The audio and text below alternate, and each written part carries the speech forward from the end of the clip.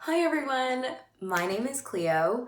Today I'm going to talk about people games, what they are, the way you can formulate them, and I'll give you some examples. So what is a people game?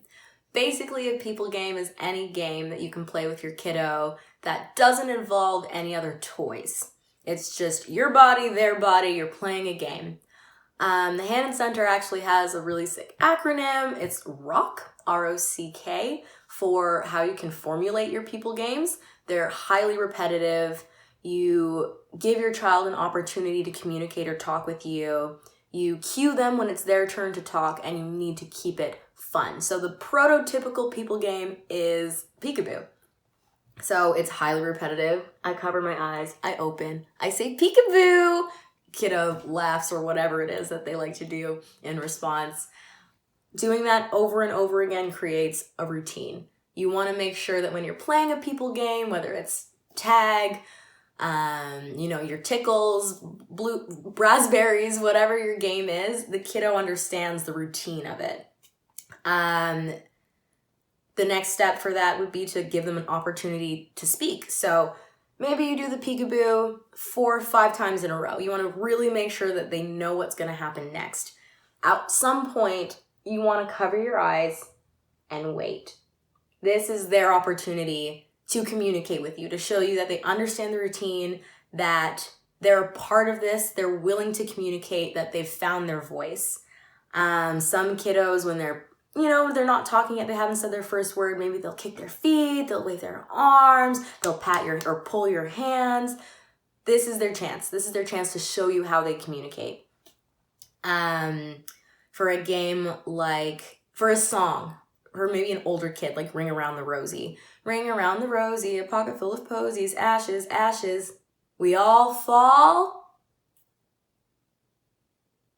And that's how you cue them that it's their turn. I was holding my breath. I am waiting for a response from the person that I'm playing with. This is their chance to understand that this is my turn. This is my conversational turn.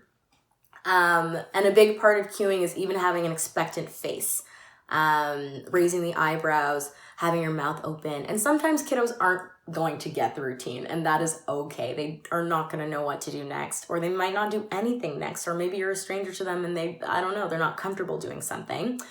In those scenarios, it's ideal to complete the routine, show them what they could have or should have done.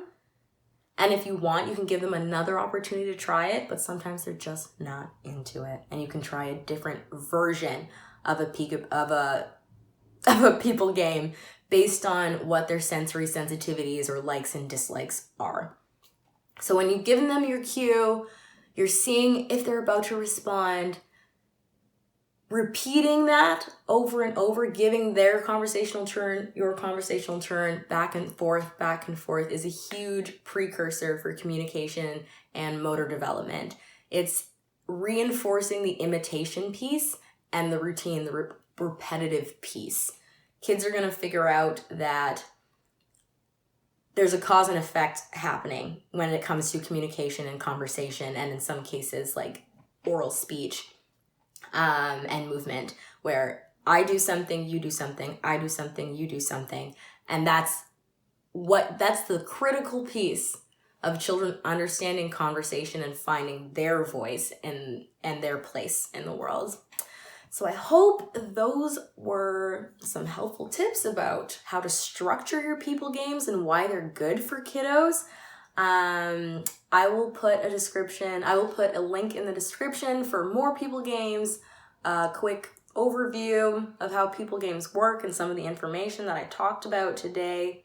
If you have any other questions, I hope they can be answered by the resources that I leave down below. But you are also going to find a plethora of resources on people games if you just Google it. There's so much out there for different sensitivities. There are people games that work better for children with autism. There are people games that work better for children with speech delay, etc., etc.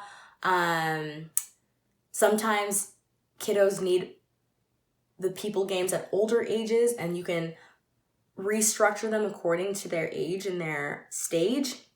There's lots and lots and lots you can do. And the best thing about people games is you don't need any equipment.